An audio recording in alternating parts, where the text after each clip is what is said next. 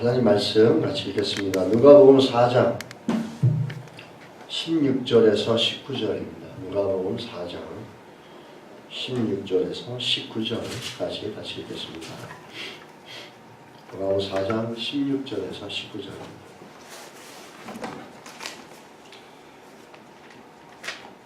16절에 같이 읽겠습니다. 예수께서 그 전하신 곳 나사렛에 이르사 안식일에 늘 하시던 대로 회당에 들어가사 성경을 읽으려고 서심해 선지자 이사야의 글을 드리거늘 책을 펴서 이렇게 기록한 데를 찾으시니 곧 주의 성령이 내게 임하셨으니 이는 가난한 자에게 복음을 전하게 하시려고 내게 기름을 부으시고 나를 보내사 포로된 자에게 자유를 눈먼 자에게 다시 보게 함을 전파하며 눌린 자를 자유롭게 하고 주의 은혜의 해를 전파하게 하려 하신다 하였더라. 아멘. 우리 그 말씀을 나누기 전에 같이 한번 기도하겠습니다. 우리 이동훈 집사 기도해 주신 것처럼 특별히 인시안 선교사님과 박명화 선교사님께 기도해 주시기 바랍니다. 박명화 선교사님 몸이 아직도 회복이 안 돼서 이번 3월에 가는 전도 여행을 못 가게 됐다고 합니다.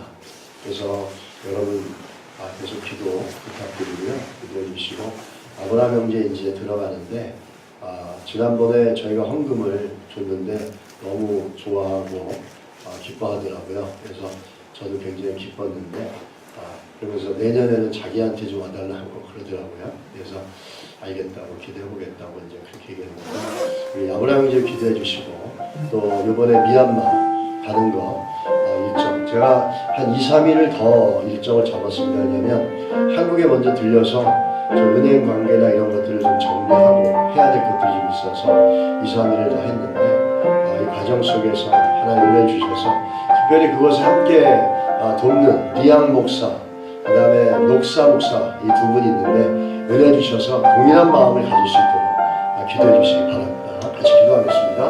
하나님 아버지 주의 은혜를 감사드립니다. 특별히 하나님 인시안 선교사님과 예수님의 이름으로 기도드렸습니다. 아멘.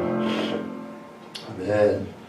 오늘 하나님께서 저희들하고 이 사역적이 함께 해주셔서 많은 열매를 맺으시기를 간절히 바랍니다. 자, 이제 오늘 누가복음 4장 16절에 19절 말씀인데요. 이 제목을 자유와 해방 이렇게 했는데 마치 좀 정치 용어들 같아가지고 조금 그렇습니다. 근데 이거 끝나고 났더니 제가 리버티 자유 그 다음에 프리덤 해방 이렇게 얘기를 했는데 이게 이제 자유와 해방이라고 이렇게 저희가 얘기를 했는데 이 두 가지의 의미가 있지만 똑같이 자유입니다. 사실 자유도 자유고 해방도 자유지 않습니까? 근데 정확히 말하면은 이러는 거죠. 리버티가 해방됐다. 리버티라는 말은 뭐냐면 어떤 억압되던 상태에서 벗어나는 걸 얘기합니다. 그러니까 해방이죠. 그러니까 제가 끝나고 나니까 이성민 집사님 목사님 바뀐 것 같은데요. 그러더라고요. 리버티가 억압받던 데서 풀려났기 때문에 해방이다 라고 얘기를 하시더라고요. 맞습니다. 리버티는 억압된 데서 벗어난 상태를 얘기해 주는 거고 프리덤은 뭘 얘기하냐면 나의 액션 내가 얘기하고 싶고 내가 표현하고 싶고 내가 가고 싶은 것들을 어떠한 제약도 받지 않고 할 수 있는 권리를 얘기합니다. 그러니까 이게 자유가 되겠죠. 그래서 liberty, freedom 이렇게 자유와 해방이 있는데 해방과 자유가 어쩌면 더 맞는 말인 것 같아요. 이성민 사람이 말이 맞는 것 같아요. 오늘 우리가 이 본을 보면서 느끼는 건 뭐냐면 오늘 본문에 보시면은 어떤 게 나오냐면 예수 그리스도께서 공생애를 시작하면서 나타나는 일 중에 하나가 뭐냐면은 성령이 임하시는 게 나타납니다. 그러면서 이 짧은 본문에 반복해서 나오는 게 뭐냐면 해방이라는 단어가 나와요. 자유로움이라는 단어가 나온다는 겁니다. 이 자유롭다라는 말을 영어로 보면 liberty하고 freedom이나 두 가지가 있는데 liberty는 억압된 상태에서 벗어진 걸 얘기하는 거예요. 그리고 freedom은 우리가 뭐 하고 싶은 것들을 제약받지 않고 할 수 있는 권리를 얘기하는 겁니다. right을 얘기하는 거예요. 이 자유죠. 예수 그리스도 안에는 우리가 뭐가 있냐면 그리스도로 말미암아 해방되어진 그 죄의 살술이 근본적으로 해방되어진 리버티가 있습니다. 또 하나는 그리스도 안에서 자유로움을 통해서 내가 자유로워질 수 있고 또 내가 원하는 걸 요청할 수 있는 권리가 권세가 우리 안에 있다는 겁니다. 이 두 가지가 예수 그리스도 안에 있다는 거죠. 이것을 오늘 본문이 얘기해주고 있다는 겁니다. 여러분 오늘 그 본문은 참 중요한 게 뭐냐면 오늘 말씀하는 거 뭐냐면 인생이 다 억압되고 눌리고 살 수밖에 없는 존재라는 걸 전제하고 얘기하는 겁니다. 죄로 말미암은 그 가인의 후손들 아담의 후예들인 우리들의 삶 가운데는 이 죄가 계속 들어와서 죄의 열매로 억압되고 눌리고 눈이 멀고 가난한 자로 피폐하게 살 수밖에 없는 존재라는 걸 전제하고 얘기하고 있다는 겁니다. 그래서 제가 이걸 보면서 유난히 본문에 자유롭다는 말을 강조하는 이유는 그 모든 걸 해결할 수 있는 것은 예수 그리스도의 복음밖에 없다는 겁니다. 할렐루야. 믿으십니까? 복음밖에 없습니다. 그 보통시의 일생이라는 책이 있는데 저자가 굉장히 깁니다. 두 명인데 마이클 블레스트랜드, 데이비드 스피켈 할터 참 깁니다. 이 보통시의 일생이라는 건 뭐냐면 우리가 살아가는 삶 속이 사회가 굉장히 위험한 사회다. 그래서 사람들이 위험한 일이 자기한테 일어날까봐 두려움과 염려 속에 살아간다라고 생각합니다. 근데 걱정하고 염려하는 것이 실제로 우리 삶 가운데 일어날 수 있는 확률이 얼마나 되고 통계가 어떤가를 갖다가 제시해 준 게 이 책의 특성입니다. 이 책에는 세 사람이 나옵니다. 첫 번째 사람은 뭐냐면 사소한 위험에도 극도로 민감하게 대응하는 소심씨. 두 번째는 위험에 아랑곳 없이 이를 저지르고 보는 대범씨. 마지막은 위험을 합리적으로 판단하고 관리하는 보통씨가 등장합니다. 이들의 삶 세계를 갖고 얘기하면서 얘기하는 골자 중에 하나가 뭐냐 이겁니다. 100만 명 중에 우리가 염려하고 우려하는 그 불행한 사건이 나한테 일어날 수 있는 것들이 여기서는 100만 명 중에 한 명이라는 겁니다. 그래서 100만 분의 1을 뭘로 규정을 하냐면 1 마이크로 몰트로 규정합니다. 1mm로 규정합니다. 그래서 쉬운 예로 암벽두막을 1회 때 우리한테 사고가 일어날 수 있는 일은 3mm 그러니까 300만 분의 1이라는 겁니다. 그리고 또 마라톤 한 해를 한 번 할 때 우리한테 위험이 일어날 수 있는 확률은 7mm 700만 분의 1이라는 거예요. 그리고 스쿠버 다이빙을 한 번 할 때 우리한테 일어날 수 있는 위험은 8mm 800만 분의 1이라는 겁니다. 그 스카이 다이빙을 한 번 할 때 우리한테 일어날 수 있는 위험의 확률은 10mm 1000만 분의 1이라는 거죠. 응급 상황을 제외하고 수술 중에 전신마취로 사망할 확률은 10mm 1000만 분의 1이라는 겁니다. 이런데 이 사람이 이렇게 얘기하는 게 뭐냐면 확률과 통계를 계속해서 얘기하는 건 뭐냐면 이 두려움과 위험의 염려와 걱정과 두려움 속에 사는 것에 얽매이지 말라는 게 포인트입니다. 근데 한 가지 중요한 건 참 유익한 책이죠. 많은 사람들은 두려움에 살고 있어요. 염려, 걱정. 굉장히 많은 염려와 걱정이 우리를 지배하고 있습니다. 사실. 근데 이 사람들은 염려하지 말라고 얘기할 수 있지만 문제는 뭐냐면 이러한 인간들의 근본적으로 인간이면 살아가는데 반드시 나타나는 현상인 두려움이 왜 나타나며 이것을 어떻게 해결해야 되는지는 얘기하지 못합니다. 이것이 왜 드러나며 왜 나타나며 어떻게 해결할지를 얘기해 주는 게 오늘 본문의 예수 그리스도 복음 안에 리버티하고 프리덤이라는 겁니다. 그 인간은 죄로 말미암아 죄의 영향 가운데 있기 때문에 나면서부터 아이들은 두려움에 떱니다. 엄마로부터 떨어질까봐 라는 두려움. 그리고 그 아이들 안에 근본적인 그 두려움의 세계가 있습니다. 아무것도 모르는 애들인데 이 땅에 태어나자마자 그 두려움 가운데 그 아이들은 잡혀져 있어요. 떨어지는 것의 두려움, 분리에 대한 두려움, 그리고 배고픔의 두려움, 그리고 뭔가 자기가 있는 자리에서 밑으로 더 떨어질 것 같은 그 두려움. 이런 근본적인 본능적인 두려움을 갖고 있다는 겁니다. 도대체 이 본능적인 두려움이 어디서 왔냐는 거죠.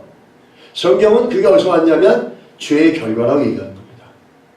그래서 인간의 예수가 없는 인간 안에는 이 두려움의 DNA가 있을 수밖에 없다는 거예요. 태생적으로.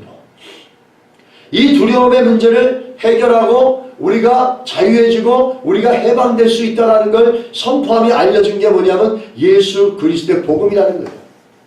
그런데 성경은 예수 그리스도의 복음을 얘기하면서 또 한 가지 뭐냐면 복음이 되어져서 능력을 베풀게 하는 그 원천적인 루트가 무엇인지를 제공해주고 있습니다. 그게 뭐냐면 오늘 본문의 여기서 18절의 말씀처럼 뭐죠? 주의 성령이 내게 임하셨으니 라는 겁니다.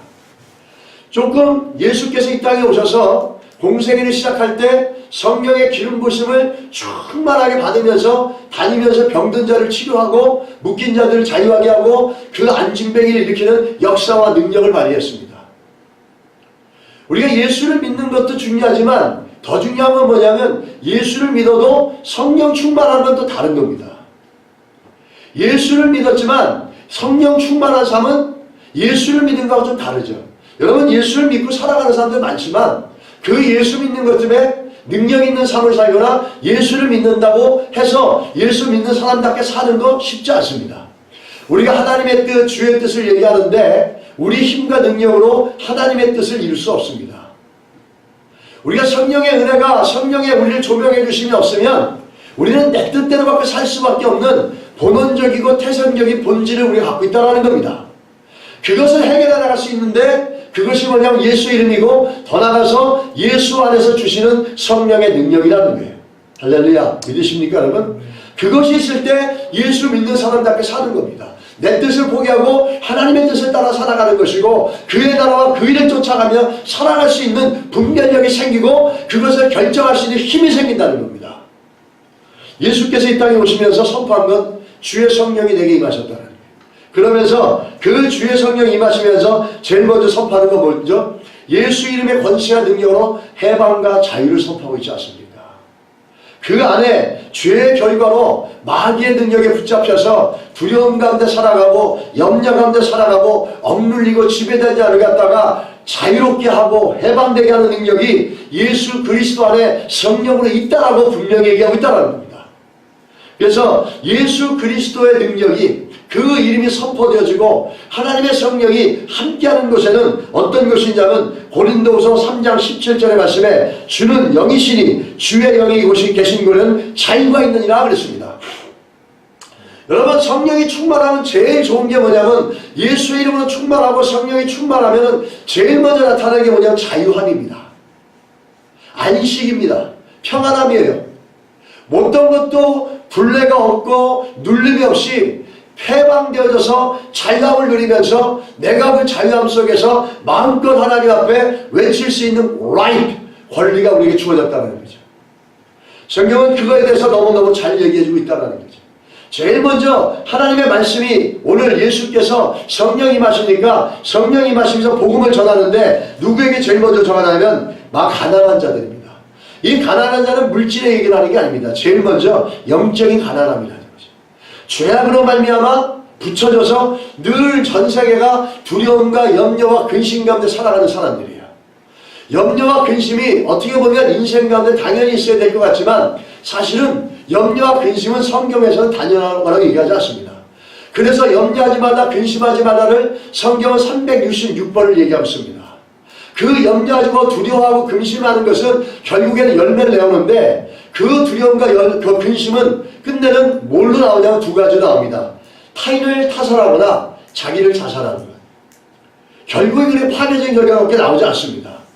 성경에는 두려움과 염려는 절대로 하나님부터 나온 게 아니라고 얘기하는데 근데 문제는 뭐냐면 우리 안에 죄성이 있어서 우리 안에 DNA의 70% 80%는 늘 부정적인 걸 향해서 반응합니다. 근데 그것을 다스리고 지배하는 걸 누가 하는 거냐면 성령이 하신다는 거예요. 성령이 우리 마음을 지배하고 성령이 우리를 지켜나갈 때 우리가 그것에 끌려가지 않고 하나님의 뜻을 선택하고 거기서 자유해지고 해방되어지며 담대해지면서 하나님의 자녀의 권세와 능력을 누려갈 수 있다는 겁니다. 여러분, 오늘 그 성경을 통해서 복음은 무엇 때문에 하냐면 죄의 문제를 해결했습니다. 그 죄의 문제가 우리에게 왜 두렵게 우리를 문제를 만드냐면, 죄는 두려움과 염려와 근심 가운데서 우리 인생을 올가매져서 완전 노예처럼 끌고 다닌다는 거죠. 거기서 자유하게 만들고 해방되게 만드는 게 예수 그리스도의 복음이고, 거기에 나타나는 성령의 능력이라는 겁니다. 그 영혼의 문제가 먼저 해결돼야 된다는 거죠. 영혼의 문제가 해결될 때 범사와 육체까지도 하나님이 치유하시는 전인적인 그 능력이 예수 그리스도의 복음의 구원의 능력이라는 겁니다. 예수께서 우리의 영혼만 구원하고 우리가 천국 가는 티켓만 받았다고 끝나는 게 아니라, 예수의 이름의 권세는 우리의 병들고 나약하고 두려움에 지쳐있는 우리의 내면도 치료하시고, 그로 말미암아 우리 인생의 육체의 연약함도 치료하시고, 우리 물질의 가난함과 부유 어려운 것도 치료하시면서 채우시고 역사해 나가십니다. 그런데 제일 중요한 문제는 영혼의 문제라는 거예요. 이 영혼의 문제가 해결되고 그 영혼이 강건하고 영혼이 풍성해지지 않으면, 아무리 하나님께서 복을 주시면 그 오히려 그 복이 장애물이 돼서 넘어진다는 겁니다. 제일 먼저 주께서 성령의 충만함을 받아서 복음을 전파하는데 누가 나오냐면 가난한 자다, 이렇게 얘기합니다. 산상수훈에도 가난한 자 복이 있다고 얘기하죠. 영혼이 완전히 뭉쳐져 버리고 영혼이 완전히 깨어져 버리고, 그래가지고 하나님이 아니면 내가 살아갈 수 없습니다라고 완전히 마음이 가난해지고 마음이 바닥으로 내려져서 정말로 인생의 니디가 뭔지를 깨달은 존재. 로이드 존스 목사님은 산상수를 얘기하면서 완전 영혼이 뱅크업이 된 상태라는 겁니다. 아무것들로 채워줄 수 없는 상태. 그 아무것도 채워줄 게 없어서 하나님밖에 채워줄 수밖에 없는 이 브로큰 하, 깨어진 이 마음들, 이런 자들에게 찾아가셔서 복음이 먼저 들어가고 그 복음으로 그들의 영혼이 회복되어지고 자유롭게져진다는 사실입니다. 우리 오늘 그 예수 그리스도의 복음이 내 영혼 속에서 어떻게 일하고 있는지를 늘 살펴보시고, 만약에 염려와 근심과 두려움이 내 영혼 안에 더 많이 잡혔다면 오늘 이 시간 하나님의 자녀인 걸 기억하시고 그 두려움을 예수 이름으로 정리하시기를 주의 이름으로 축복합니다. 고린도서 8장 9절에 보면, 우리 주 예수 그리스도의 은혜를 너희가 알거니와 부유하신 이로써 너희를 위하여 가난하게 되심은 너희의 가난함으로 말미암아 너희를 부유하게 하려 하십니다. 하나님 먼저 우리 영혼의 문제를 해결해서 영혼을 부유하게 만드시고, 우리 인생의 전인적인 것들을 회복시키고 부유하게 만드시는 복음의 능력을 십자가에 주셨다는 겁니다. 십자가에는 이런 약속이 있고, 십자가를 바라보고 십자가가 나의 사건으로 고백되어지고, 그 십자가에 죽으시고 부활하심을 통해서 내 죄의 문제뿐만 아니라 내 인생의 가난함과 모든 것들까지도 부유하게 만드시고, 그가 채찍에 맞음으로 나음을 입었다라는 육체까지도 치유해 나가는 복음의 능력이 예수 그리스도의 십자가 안에 있다는 사실입니다. 그래서 그가 자유하게 되어졌어요. 그것을 믿는 자들이 그 올무가 깨어지고 자유하게 되어졌습니다. 리버티가 되어졌어요. 근데는 문제는 뭐냐면, 그 하나님께서는 우리가 예수 그리스도 안에 자유하게 되어졌지만 우리 가운데 권세를 주셨습니다. 근데 그 권세를 사용하는 성도들이 너무 많지가 않다라는 거예요. 오늘 그 본문의 18절에 보시면은 짧은 본문인데 반복되는 단어가 뭐냐면 자유라는 단어입니다. 마귀에게 포로된 자에게 자유를, 눈먼 자에게 다시 보게 함을 전파하여 눌린 자를 자유롭게 하고, 다 여기는 뭐냐면 마귀에게 포로된 자, 마귀에게 눈먼 자, 마귀에게 눌린 자를 얘기하는 겁니다. 이 마귀들로부터 눌린 자들을 자유하게 하는 것, 이것이 복음이 우리에게 주어졌다는 거죠. 많은 두려움, 이 두려움, 마귀에게 눌렸다 붙잡혔다는 건 뭘로 나오냐면 다른 걸로 나오는 게 아닙니다. 우리 마음의 두려움으로 나온다는 거죠. 우리가 생각을 사단은 잡습니다. 우리 성령께서도 우리 안에 마음을 잡으려고 하는데, 사단도 우리의 마음을 지배하려고 엄청나게 우리 인생을 위협하고 협박하십니다. 사단은 위협과 협박과 두려움으로 우리 마음에 들어와서 우리를 지배하고 포로된 자가 되어져서 종국에는 멸망시킵니다. 근데 예수 그리스도의 성령은 어떻게 하냐면 인격적으로 들어오십니다. 법률해 주시고 자기를 인격적으로 인정해서 모셔드리고 인격적으로 대화하고 인격적으로 모든 것을 성령께 맡기고 그분이 이끌어 가시기를 구해 나갈 때, 그 성령께서 우리 안에 들어와서 우리 심령을 지배하고 우리의 분별과 판단을 주관해 가신다는 겁니다. 여러분, 생각을 잡는 거, 예수를 믿으면서 우리가 자유하게 되어졌어요. 그렇죠? 리버티가 되어졌어요. 근데 사단은 끊임없이 그래도 우리 공격해 옵니다. 예수 믿는 사람들도. 그래서 생각을 점유합니다. 이 생각을 잡는 게 얼마나 무서운지 절대 회복력이라는 책이 있는데 그 저자가 15년 가까이 펜실베이니아 대학교에서 회복력에 대한 연구를 했습니다. 회복력을 가로막는 가장 큰 장애물은 유전도 아동기의 경험도 아니고 기회 부족도 아니고 경제적 문제도 아니고 개인의 내면에 존재하는 강력한 힘을 발휘하게 하지 못하게 하는 가장 가로막는 문제는 뭐냐면 인지능력, 인식, 양식, 사고방식이라는 겁니다. 태생적으로 부모 잘못 만나서 DNA가 나빠서 아닙니다. 아동기 때 불우한 환경에서 자라서 아닙니다. 좋은 사람들 못 만나서 기회가 부족해서 그것도 아닙니다. 돈이 없어서 그것도 아니라는 겁니다. 문제는 뭐냐면 개인 내면에 생각하는 사고의 질이라는 겁니다. 그것이 끝내는 불가능하게 만들고 회복되지 못하게 만들고 쓰러지게 만들고 영원히 실패로 떨어지게 만든다는 게 절대 회복력의 저자의 주장입니다.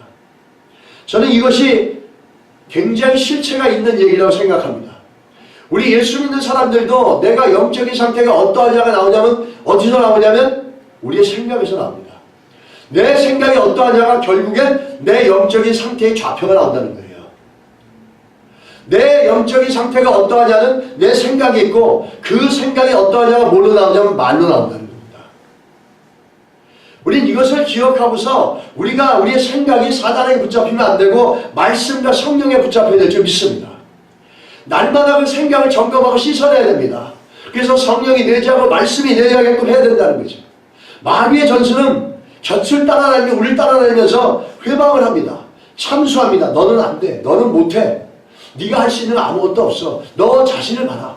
이렇게 참수하고 네가 예수 믿는데 너 이런 것도 못하고 저런 것도 못하고 이것도 안 되잖아. 끊임없이 참수하면서 정말 어머니처럼 붙어다니며 사람을 괴롭힌다고 합니다. 그리고 그것을 받아들이면 억압하고 강력한 스트레스로 눌어버리고 염려와 근심 가운데 끝내는 어떻게 하냐면 자기도 죽지만 타인도 죽인다는 거예요. 예전에 서울 교도소의 교도관이었던 박무슨 장로님이 쓰신 책에 보면 하나님이 못 고칠 병은 없다라는 뭐 책이 있어요. 근데 그 앞에 보면은 정말 한 가정을 다 죽인 그 한 남자가 사형수가 돼가지고 들어왔는데 그 사람은 나중에 예수를 믿었습니다. 변화되고 그리고 나서 그 사람에게 고백하는 게 뭐냐면 부모님 집에 가서 용돈을 좀 달라고 했는데 용돈을 안 주더래요. 그래서 마음이 허접해가지고 털털한 마음 갖고 내려오는데 그 내려오는 2층 집이었는데 내려온 집에 계단에 저게 있더랍니다. 망치가 있더라는 거예요. 근데 망치를 딱 보는 순간 어디선가 자기 마음속에 가서 죽여라 하는 음성이 들려오더래요. 그러면서 자기는 그 모든 것들이 그것에 붙잡히면서 그렇게 되어졌다라는 그런 얘기를 합니다. 이것이 한 사람의 개인의 간증이지만 사실은 충분히 일어날 수 있는 상황입니다. 우리의 마음을 지배하지 하는 것이 진리가 아니고 예수 그리스도의 복음이 아니고 성령의 충만함이 아니면 말씀이 아니면 언제든지 우리 마음이 다른 형태로 나타날 수 있겠지만 이렇게 파괴적인 능력과 요소를 줄 수 있는 게 사단의 권세라는 겁니다. 여러분, 우리 마음을 우리의 생각을 잘 지배하는 것들이 어떤 건지 잘 봐야 될 줄 믿습니다. 아까도 얘기했지만 우리가 예수 그리스도 안에서는 자유해졌습니다. 그렇죠? 리버티가 됐습니다. 해방이 되어졌습니다. 그런데 문제는 뭐냐? 예수 믿는 사람들이 가지고 있는 우리가 예수 믿는 사람들 뭘 갖고 있냐면 사단은 파워를 갖고 있지만 예수 믿는 사람은 어토리티가 있습니다. 파워와 어토리티는 굉장히 다른 겁니다. 파워는 이런 거예요. 고속도로를 한 50톤 되는 트럭이 한 100마일을 달립니다. 빡 달립니다.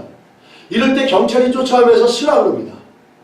그러면 쓸까요? 안 쓸까요? 그 운전사는 쓰게 됩니다.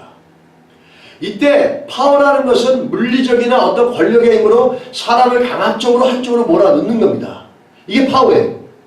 마치 50톤짜리 트럭이 100마일로 그 무게를 갖고 막 날려가는 그 힘, 그게 파워입니다. 그런데 그런 힘은 없어도 경찰이 손을 들면 씁니다. 뭐죠? 경찰은 파워는 없지만 100마일에 50톤이 달리는 파워는 없지만 경찰은 뭐가 있죠? 권위, 권세, 어토리티가 있는 겁니다. 우리 예수 믿는 사람들에게는 파워가 아니라 어토리티가 있다는 겁니다. 이 어토리티는 어디서 나오냐면 근거가 있어요. 법적인 근거에서 나오는 거예요. 협약과 또 그것을 인정하는 그 합리적인 바탕 위에서 나오는 겁니다. 세상의 법은. 근데 성경은 우리에게 그런 어토리티가 어떻게 나오냐면 예수를 믿는 하나님의 자녀가 되어졌기 때문에 그런 어토리티가 주어졌다는 거예요. 요한복음 1장 12절에 뭐라고 얘기합니까? 영접하는 자 곧 그 이름을 믿는 자들에게는 하나님의 자녀가 되는 권세를 주셨으니 그렇게 얘기합니다. 근데 문제는 뭐냐면 우리가 하나님의 그리스도 복음 안에서 자유하게 됐음에도 불구하고 우리에게 주신 이 리버티는 있는데 프리덤, 나의 권리를 갖고 내가 주장하고 내가 권세를 부려나가는 어토리티는 사용하지 못한다는 거예요. 그러니까 예수를 믿어도 늘 핏뼈하고 피폐하고 힘들게 산다는 겁니다. 내면이 무너져 있고 쓰러져 있다는 거죠. 그리고 내 삶 가운데 문제가 다가오면 그냥 무너지고 두려움과 염려 가운데 포기해버리고 쓰러진다는 겁니다. 성경은 우리가 그것을 싸워 이길 수 있는 어토리티, 권세를 우리에게 주셨다는 겁니다. 믿으십니까? 그걸 잊어버리고 산다는 겁니다. 그것이 오늘 본문을 통해서 우리가 회복되어야 될 부분이에요. 우리 성경을 보면서 이 본문에 또 한 가지 우리 퀴차가 비슷한 하나의 예화를 보면은 뉴욕 맨하탄에서 노숙자가 얼어 죽은 적이 있는데 그가 잠들었던 슬리핑백을 열어보니까 그 안에 5불, 10불, 20불로 돈이 빼곡히 들어있답니다. 그 돈이 무려 5만 불이었대요. 한국 돈으로 6천만 원이잖아요. 그런데 그걸 안 쓰고 그 안에 재놓고 그 돈 조금 빼가지고 한 100불 내가지고 가가지고 씻고 먹으면 되지 않겠습니까? 근데 그거 안 먹고 그러다가 결국에는 아사의 동사가 된 거죠. 그 난센스가 아닙니다. 이게 우리 예수 믿는 사람들에게 여러분과 나에게도 좀 더 말하자면 스피추얼리 난센스입니다. 우리가 예수 믿는 하나님의 자녀 권세가 있는데 그걸 못 쓰고 재놓는 거예요. 그냥. 저축만 잔뜩 해놓고 한 번도 끄집어내 쓰지 못한다는 거예요. 그러면서 염려와 근심 가운데 그냥 살아가다가 결국에는 내가 가지고 있는 거 한 번도 사용해보지 못하고 그렇게 쓰러져서 그냥 간다는 거죠. 우리가 이런 것들을 좀 보면서 우리의 영적인 삶들, 우리 그 크리스찬들의 삶들과 비교해 볼 때 참 상당히 많은 그 일치되어지는 부분이 있다는 겁니다. 여러분, 염려와 근심으로 문제로 삶은 늘 바뀝니다. 그렇죠? 삶에서 언제든지 문제가 일어날 수 있습니다. 근데 일어나는 문제 속에서 염려와 근심 가운데 그냥 붙잡혀 살다 보면 우리는 그 문제 속에서 그냥 무너지게 될 수밖에 없습니다. 그럴 때 우리가 써야 될 건 하나님의 자녀라는 예수 이름의 권세를 들어서 그것을 향해서 빨간 카드를 던지든지 오지 못하고 명령케 할 수 있다는 겁니다. 가만히 놔두면 염려와 근심을 우리 가운데 놔두면 우리는 결국에 사망할 수밖에 없습니다. 1차 세계대전 때 재밌는 통계가 있어요. 전쟁에 나가서 총칼을 맞고 죽은 장병은 미군 군인은 41만 8,600명입니다. 결국 약 한 42만 명 되죠. 그런데 남편을 전쟁터에 보내고 자식을 전쟁터에 보내고 불안과 공포와 두려움 때문에 심장병으로 죽은 사람이 100만 명이 넘습니다. 굉장히 아이러니하지 않습니까? 총칼로 맞아 죽은 사람보다도 두려움과 염려와 공포 때문에 죽은 사람이 더 많다라는 거예요. 총칼보다 더 무섭다라는 거 아닙니까, 그게? 총칼 대포보다 두려움과 염려가 더 무섭다라는 거잖아요. 예수 믿는 자들에게는 이 두려움을 멈추게 할 수 있는 하나님의 자녀의 권세가 있는데 그게 뭐냐면 하나님의 자녀들에게 주어진 예수 이름의 능력이고 권세라는 겁니다. 이것을 들어서 사용할 수 있는 믿음의 능력이 있고 그것을 깨닫게 해주는 성령의 능력과 조명함이 우리 가운데 있게 되기를 축원합니다.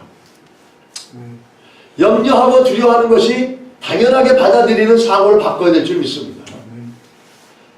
우리가 복음 안에서 예수 그리스도 안에서 하나님의 성령 임하심으로 자유하게 하신다고 말씀하셨는데 거기에 두려움에 붙잡혀서 끙끙거리고 살아가는 사람들, 예수를 믿어도 그렇게 살아가요. 그래서 예수 믿는 것과 성령 충만한 삶은 다르다는 겁니다.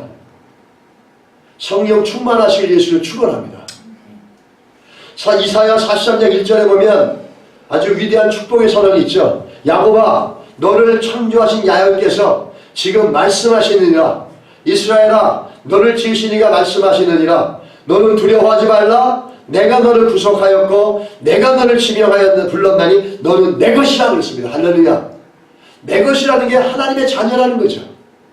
하나님이 지키시고 붙잡으시고 보호하신다는 거죠. 그래서 끊임없이 두려워하지 말라고 말씀하시는 거예요. 두려워하는 건 죄의 영향력이고 죄의 열매입니다. 그건 가만두면 죽습니다. 성령에 충만한 사람은 자유합니다. 성령에 충만한 사람은 리버티와 프리덤을 사용할 줄 알고 누릴 줄 알고 즐길 줄 압니다. 예수 안에서. 여러분, 우리 안에 그런 삶이 되길 축복합니다. 예수님의 능력입니다. 우리 자녀들에게도 이걸 가르쳐서 리버티와 프리덤을 누리라는 자녀로서의 어떠리티를 가르치고 그 권세 있는 삶을 살게끔 해나가는 것, 이게 우리가 해야 될 줄 믿습니다. 이것을 가르치고 이것을 선포하고 이것으로 자유하게 만드는 것이 바로 교회라는 겁니다. 이것을 경험해본 자들이 복음을 전하고 이것을 경험해보고 이것이 얼마나 가치 있는지 아는 자들이 돈을 들이고 시간을 들이며 선교를 하는 겁니다. 아무나 하는 거 아닙니다, 여러분. 제가 선교한다 그러니까 제 후배 목사가 돈도 많으십니다. 먹고 살 것도 없는데 어떻게 하십니까? 옛날에 그러더라고요. 그래서 아니 그 선교하는데 돈 있다고 하고 돈 없다고 하냐? 뭐 많이는 안 하지만 우리가 해야 된다는 부담감이 있기 때문에 조금씩 하는 거고, 나도 선교에 참여하는 삶을 살고 싶어서 그래도 1년에 한 번씩 하는 거다. 이제 그런 얘기 했더니 그 얘기의 의미를 잘 파악을 못 하더라고요. 여러분, 목회자들도 그래요. 선교라고 얘기하지만 성도들, 선교에 대해서 마음을 열고 가겠다는 사람들, 이 LA 땅 오렌지 카운티에 많은 교회들이 있지만 몇 명이나 있을 것 같습니까? 몇 퍼센트나 될 것 같아요? 그렇지 않습니다. 근데 우리가 선교해야 되겠다는 그 마음은 내가 예수 그리스도로 말미암아 내 안에 얻었던 자유함과 해방됨과 그 능력과 권세의 그 큰 은혜와 능력들을 경험해 본 자들은 이것을 나누고 싶고 이것을 전하고 싶을 수밖에 없다는 겁니다. 여러분, 우리가 그러한 성도 되기를 주의로 축원합니다. 그래서 늘 끊임없이 선교하면서 복음에 대해서 눈을 열고 복음을 전하려고 하는 그 열망과 열정을 끊이지 않게 할 때 하나님께서 우리에게 영원히 잘 되는 복들을 먼저 주시고 범사 가운데도 육체 가운데도 은혜 주실 줄 믿습니다. 그게 우리 가운데 주시는 예수님의 전인적인 능력인 줄 믿습니다. 그래서 마지막에 그 예수께서는 뭐라고 말씀하시냐면 19절에 보면 주의 은혜의 해를 전파하게 하려 하심이라 이렇게 얘기합니다. 자유한 자, 해방된 자, 성령의 충만함으로 예수님의 권세를, 복음의 능력을 얻은 자들은 이제 그것을 경험한 것을 주의 은혜의 해, 복음을 전하라는 겁니다. 선포해 나가라는 겁니다. 그 복음을 전파하는데 결론적으로 뭐냐면 내 힘으로 안 되니까 성령의 능력으로 전하라는 겁니다. 내가 경험하고 내가 경험해본 예수가 없으면 우리가 전해나가는 거 쉽지 않겠죠. 마지막에는 이렇게 자유한 복음, 이렇게 능력의 복음을 너만 갖지 말고 그것을 전해서 세상이 알게 하고 세상 사람들도 그 자유함과 해방 속에 살게 해줘라라는 겁니다. 할렐루야. 우리가 그 명령을 받아들여서 그 일을 해나갈 수 있을지 믿습니다. 그 얘기는 여러분과 제가 그것에 관심을 갖고 있다는 것은 주님, 내가 자유하게 되어진 자고 내 인생이 예수로 말미암아 자유와 해방을 누려간 인생이기 때문에 그 복음에 비친 사랑을 내가 전하겠습니다라는 고백을 가졌다는 겁니다. 우리는 이 일을 이뤄나가는 은혜가 있기를 간절히 소원합니다. 이 은혜에 복음 성령으로 복음을 전해가는 겁니다. 우리가 성경에 보면 몇 가지 해가 나옵니다. 아담과 하와가 타락한 이후로 아브라함 시대는 사실은 쉽게 무풍지대였죠. 천진난만한 시대였습니다. 아브라함 시대부터 모세까지는 양심이 존재했고, 또 모세 이후에 이스라엘은 이 율법을 시내에서 받을 때 받아서 이스라엘 백성들은 이제 율법의 시대를 삽니다.